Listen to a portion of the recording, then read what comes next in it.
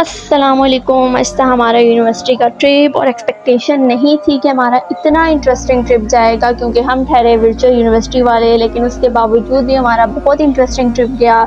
स्टार्ट में थोड़ी फ्रीक हुई कि हमें मोटरवे में एक आध घंटा रुकना पड़ा, क्योंकि हमारे साथ की जो बसेस थी उन्हें पुलिस ने रोक लिया था, तो उसकी वजह से हमें उन्हीं के साथ चलना था।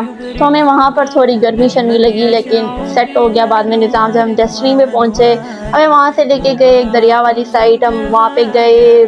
हमें ऑफ़र की गई नाश्ते की, लेकिन चूँकि टाइम था उस वक्त दिन के 12 बजे, और 12 बजे हम लोग नाश्ता नहीं करते, तो हमने वहाँ पे पिक्चर शिक्चर बनाई और सब कुछ माहौल शहौल देखा, इंजॉय किया। हमें वहाँ पे ठहराया गया तकरीबन एक आध घंटा, लेकिन उस एक आध घंटे में मुझे सिर्फ़ और सिर्फ एक चीज़ की क्यूरियोसिटी थी कि ये नाम इस पत्थर पर किसने लिखा। सोचती रही।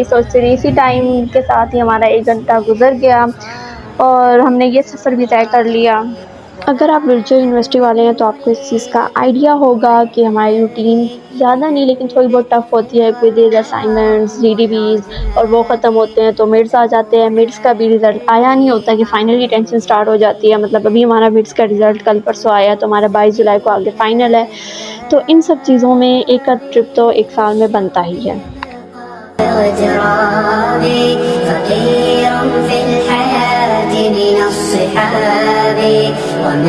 खैर, मैंने ये तो बताया नहीं कि हमारा ट्रिप कहाँ जा रहा था। तो हमारा जो ट्रिप जा रहा था वो शुगरान वैली, सीरी पाए और वाटरफॉल की जानिब जा रहा था। हमारी जो यूनिवर्सिटी की तरफ से जो बसेस थी वो तकरीबन 6 थी, 5 से इतनी कोई थी, जिनमें से आल गर्ल बसेस थी, आल बॉयज़ बसेस थी, को बसेस थी।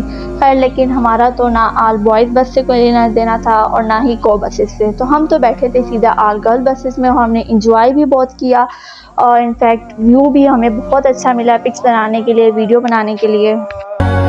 وظننت أنا أني بذلك حزت غنى فوجدت أني خاسر فتلك مظاهر لا لا لا نحتاج المال كي نزداد جمالا جوهرنا هنا في القلب كلا لا لا نرضي الناس بما لا نرضاه لنا حالا ذاك جمالنا يسمو يتعالى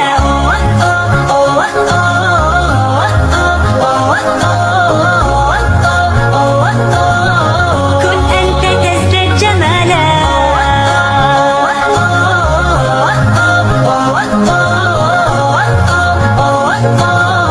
كن أنت تزداد جمالا لا لا لا لا لا لا لا لا لا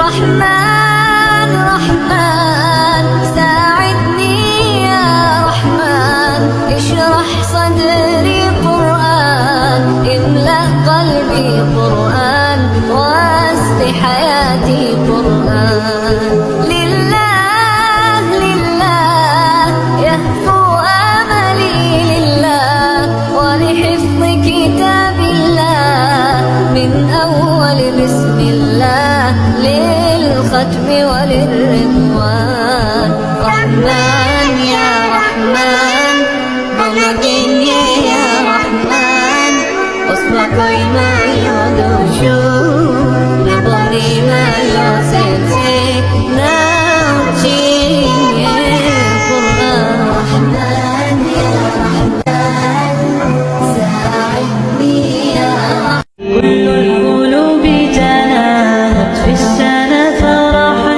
بالحسن يبرق في حسن وإصرار كل القلوب تناهت في السنة فرحا بالحسن يبرق في حسن وإصرار على جبين سعادتي وأفكاري تجري الحروف بأشواق وتزدهر هذه هيا قد سرت للسعد في أمل تروي الجمال بألوان وأطيار أسماء ترسم ألحان الوفا كلمة يبدو بادعا على خير وإيثار ومريم ترتوي بالحب قد بعثت ألفاظها فرحة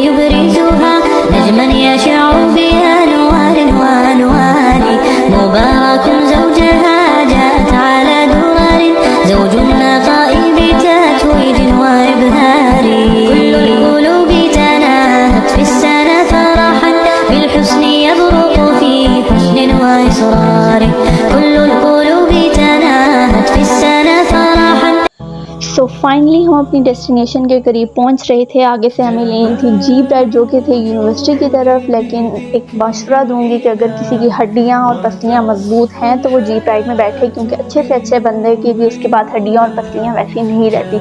और उसकी सबसे बड़ी वजह रोड भी थी।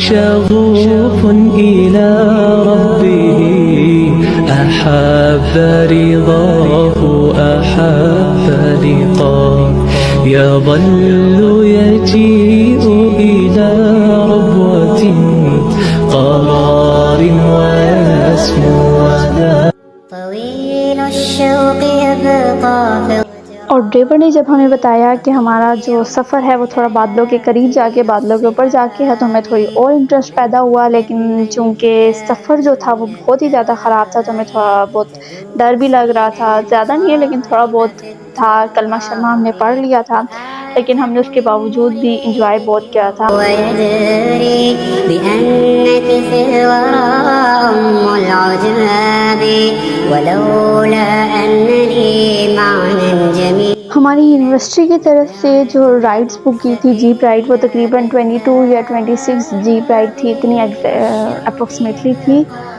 लेकिन चूँकि जीप राइड भी ज़्यादा थी, ऊपर से जो रास्ता था वो थोड़ा था भी वन वे, कुछ साइड पे वन वे आ रहा था, कुछ साइड पे टू वे भी था। मतलब उस पर भी ड्राइवर की ही एबिलिटी मैं कह सकती हूँ कि थी कि उसने कैसे साइड से ड्राइवर निकाल रहे थे।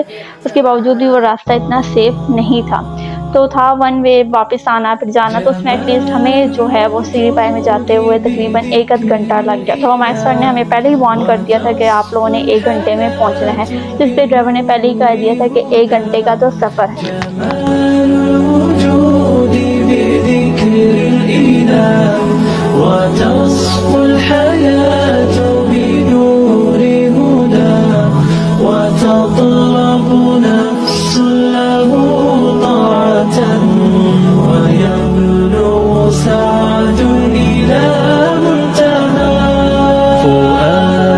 شغوف إلى ربه أحب رضاه أحب لقاه يظل يجيء إلى ربوة قرار ويسمو ما بان لك العيب أما أنذرك الشيب وما في نصحه ريب ولا سمعك قد صم أما نادى بك الموت أما أسمعك الصوت أما تخشى من الفوت فتحتاط وتهتم كل القلوب تناهت في السنة فرحا بالحسن يبرق في حسن وإصرار كل القلوب تناهت في السنة فرحا بالحسن يبرق في حسن وإصرار على جميع سعادتي وأفكاري। टाइम हमें फिर भी 1 घंटा लग गया था। हालांकि ड्राइवर ने लगाई भी बहुत स्पीड थी, कोशिश की थी कि हमें थोड़ा जल्दी ही पहुंचा दे, क्योंकि हमारा इरादा था कि हम वापस आ गए। जो हमने शुक्रान में जिप लाइन देखी हम वो लें, लेकिन वो भी अलग स्टोरी है कि जब वापस आए तो जिप लाइन वो माशाल्लाह से रेस को उसकी जिप लाइन से भी छोटी थी, और वो बिल्कुल बच्चों वाली जिप लाइन थी, और वो ले भी एक साइड का 500 ले थे, वापस आने का भी 500, जो कि सफ़र इतना ज़्यादा था भी नहीं, वो बच्चों वाली जिप लाइन थी। तो हम वापस आके खैर वो तो नहीं ले पाए, लेकिन उसके अलावा हमने बहुत सा एंजॉय किया।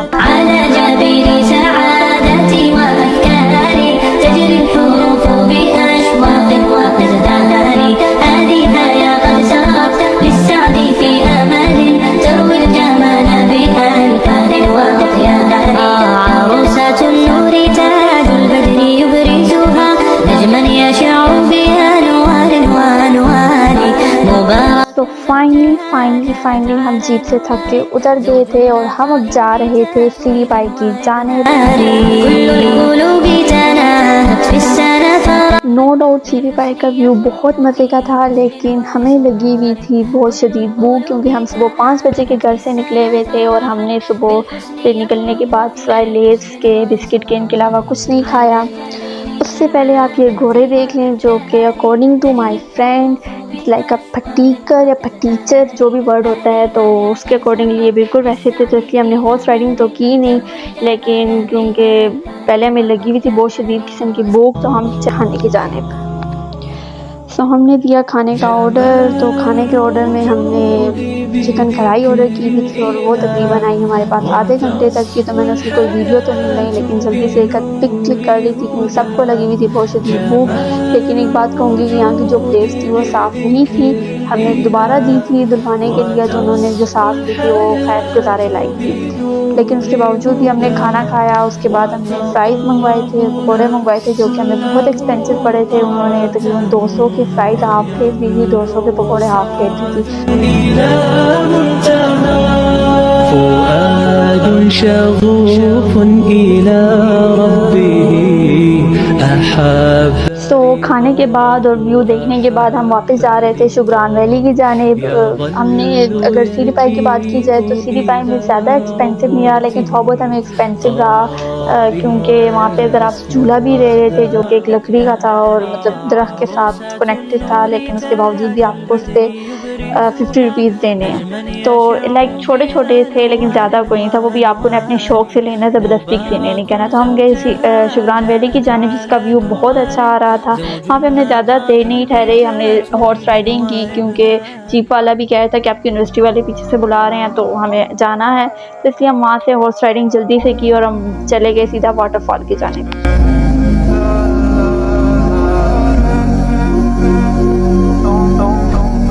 चूँकि हम काफ़ी थक चुके थे इसलिए हमने ज़्यादा पिक वीडियो नहीं बनाई, लेकिन हमें चूँकि लग रहा था कि रात बहुत हो गई है तो शायद हमें वाटरफॉल की जानिब ना लेके जाएं, लेकिन उसके बावजूद भी यूनिवर्सिटी वाले हमें ले गए, जो कि हमें कॉलेज और स्कूल से डिफरेंट लगा, क्योंकि स्कूल और कॉलेज में उम्मन ऐसा होता है कि बताते तो हैं कि इसी जगह जाना है लेकिन आधी जगह घुमाते हैं आधी जगह नहीं घुमाते। तो यूनिवर्सिटी में ऐसा नहीं था। वाटरफॉल का व्यू बहुत अच्छा था, पानी बहुत ठंडा था। हमें पहले ही चूँकि सीरी पाई में हद से ज़्यादा ठंड थी और इतनी शदीद किस्म का टेम्परेचर हुआ था। फिर आगे वाटरफॉल में है तो वहाँ भी पानी ठंडा था और था भी रात का टाइम, तो हम ज़्यादा देर पानी में रुके भी नहीं, तो हम वहाँ से चले गए बाहर के कोई हल्का फुल्का कुछ खाएंगे लाइक बर्गर। तो खैर हमें कुछ ऐसा हल्का फुल्का तो मिला नहीं, तो वहाँ से हम गए सीधा चाय की जानिब क्योंकि मेरी बहन को हुई थी चाय की तलब। तो वहाँ से हमने 2 कप चाय ली और वहाँ से हमारा सफ़र हुआ ख़त्म। फिर हम वापस चले, चूँकि इतना जल्दी हम वापस नहीं चले थे, हम वहाँ पे तकरीबन 9:30 बजे तक रात के रुके थे,